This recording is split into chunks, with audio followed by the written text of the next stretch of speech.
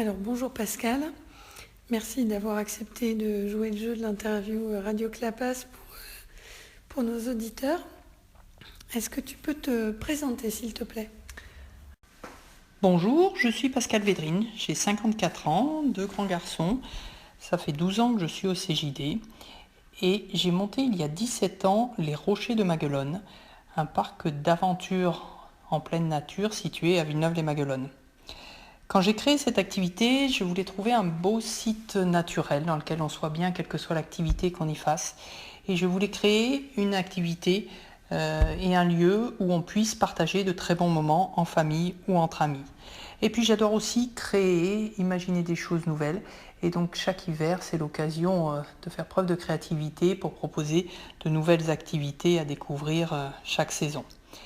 Au niveau des activités, on a un gros accrobranche avec 25 parcours et 250 jeux, accessibles à partir de 3 ans.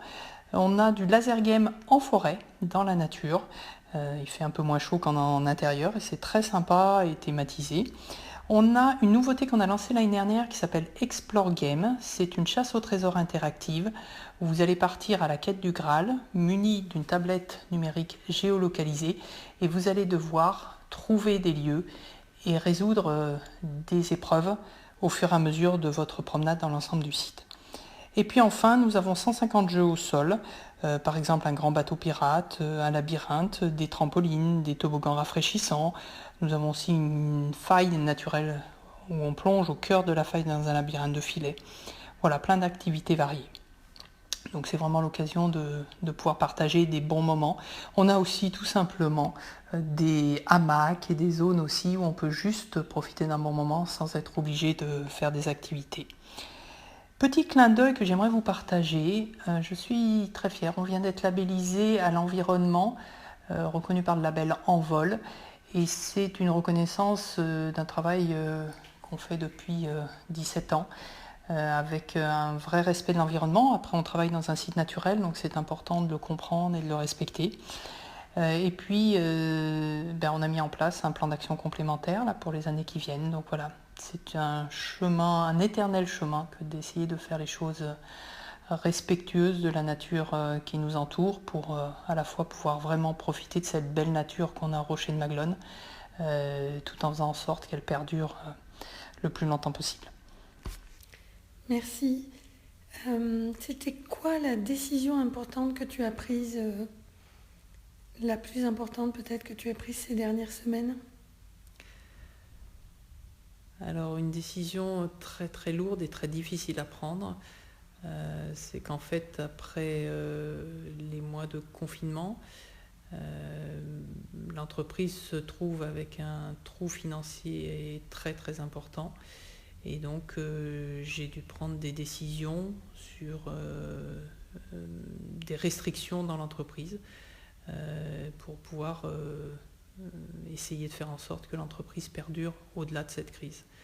Et donc ce sont des décisions très très difficiles à prendre parce que forcément elles vont impacter l'entreprise et les équipes de l'entreprise. Elles sont difficiles à annoncer et forcément elles vont avoir des conséquences sur le fonctionnement qu'on va avoir dans les mois qui viennent. Sachant que derrière cette décision, il y a quelque chose qui est essentiel, c'est qu'on est d'abord là pour nos clients, d'abord là pour prendre soin d'eux, et que ces décisions que je prends ne doivent pas remettre en cause cet aspect essentiel. Merci Pascal. Cette semaine, on travaille sur la créativité. Est-ce que tu as le souvenir d'un moment de créativité dans ton exercice de chef d'entreprise ? Alors, je suis quelqu'un qui a souvent beaucoup d'idées, donc la créativité, c'est quelque chose que j'aime particulièrement. J'ai le souvenir de la création du Tobotiro, qui est une des attractions à sensations qu'on a au Rocher de Maguelone. Et en fait, j'avais un espace avec un saut de Tarzan. Et il se trouve que quand on est passé en ligne de vie continue, pour la sécurité de nos clients, je ne pouvais pas laisser ce jeu-là, le fonctionnement était trop compliqué en ligne de vie continue. Et donc je me suis dit, je l'ai donc retiré, qu'est-ce que je pourrais bien mettre comme jeu dans cet espace ? et finalement est sorti de notre tête, de la mienne et de celle des gens qui m'entouraient, l'idée de faire un jeu qui n'existe nulle part ailleurs, qu'on a appelé Tobotiro, et en fait on est allé percher un toboggan à 14 mètres de haut dans un arbre, et on y a mis un câble au-dessus, et donc on démarre en toboggan, on finit en tyrolienne, ça existe nulle part ailleurs. Alors bien évidemment derrière ça il y avait un gros défi technique, puisque quand on conçoit quelque chose de nouveau, il faut que ça marche, et il faut que ce soit confortable pour nos clients.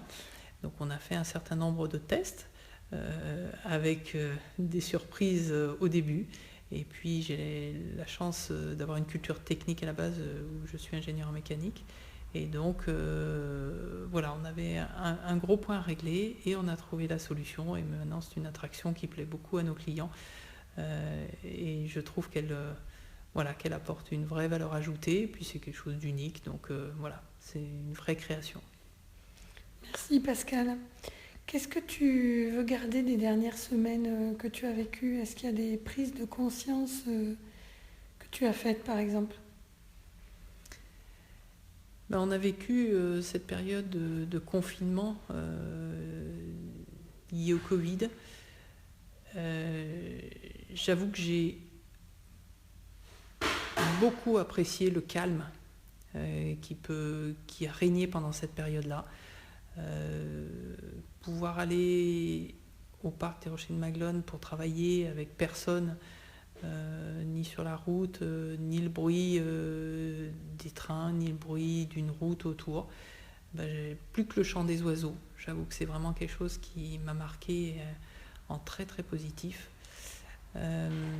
Après, ce que je vois aujourd'hui comme autre point, c'est la difficulté qu'il y a pour pas mal de personnes à revenir au travail après cette période-là, à reprendre un certain rythme. Alors, je trouve très bien aussi qu'on ait pris conscience qu'on courait tout le temps, et qu'il serait peut-être temps qu'on ait des démarches un peu plus posées, un peu plus respectueuses de nos rythmes naturels.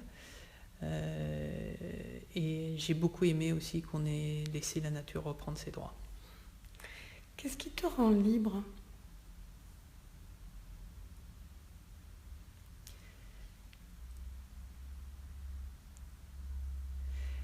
Je pense que ce qui me rend libre, c'est d'être aligné.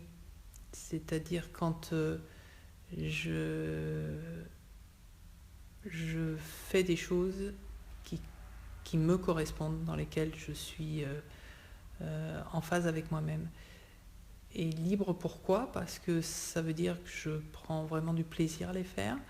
Ça veut dire que les choses sont plus faciles à faire, et ça veut dire aussi que je vais probablement plus les défendre parce qu'elles correspondent vraiment à ce que je suis.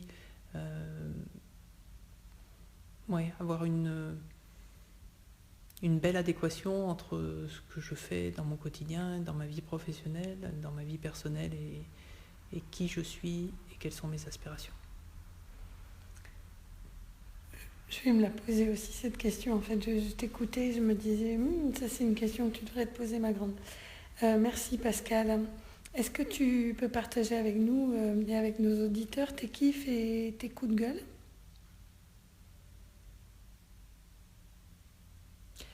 Je vais commencer par le coup de gueule parce que je préfère qu'on termine par un kiff.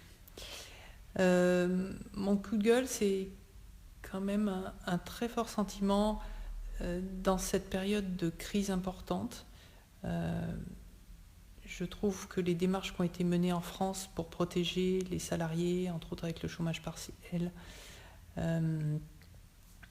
sont des super démarches, et je trouve vraiment que ça a vraiment bien joué un rôle d'amortisseur. Par contre, j'ai le sentiment, moi, en tant que dirigeant, d'être la dernière roue du carrosse quand on se retrouve avec plein de responsabilités sur un sujet sur lequel on n'y est pour rien, enfin pas plus que les autres, et qu'on n'a strictement aucune sécurité. C'est-à-dire que moi, j'ai bénéficié d'absolument aucune aide pour mon salaire, et je trouve que c'est particulièrement difficile. Si on a fait une faute de gestion, je comprends les choses, mais là, on n'y est pour rien, pas plus que les salariés ou que quiconque. Et finalement, aucune protection pour nous. Je trouve ça particulièrement difficile à accepter. Et puis on va terminer sur un kiff. J'ai beaucoup aimé pendant cette période du confinement retrouver mes garçons et aller partager avec eux de délicieux moments et des moments d'aventure et des belles discussions. Et aussi des discussions un petit peu sur le monde de demain et sur ce qu'on va pouvoir changer. Et j'espère vivement, mais vraiment de tout cœur, que chacun d'entre nous, on va prendre une voie un peu différente, plus respectueuse de l'environnement, plus respectueuse des autres. Alors je sais que dans cette période ou ces périodes où il y a beaucoup de peur, c'est parfois difficile parce qu'on pense d'abord à soi et puis on a peur de ce qui peut nous arriver ou de ce qu'on a autour de nous et que la peur, elle est un frein à évoluer. Et donc j'espère qu'on saura chacun individuellement surmonter ces peurs-là pour aller vers quelque chose qui soit bien meilleur.